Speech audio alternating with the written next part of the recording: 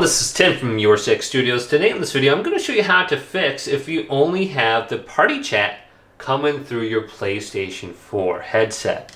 So to fix this, hold down the PlayStation button and go up to Sound and Devices. You probably have the output to headphones selected to just chat audio. So I don't have my headphones plugged in, but go to this option right here and go to All Audio. And that'll switch it from just having the chat audio in your headset to having all the audio in your headset. So another thing that you can do is go to Settings, go on down to Devices, and just make sure your controller and headset are plugged in. So let's go to Headset or Audio, and then switch the output to your headset, and do the same thing with your input. So you can see mine is defaulted to the TV. You're going to want to switch over to your headset, otherwise you're not going to hear anything coming through. So hopefully this video did indeed help you out. If it did, leave it a big thumbs up.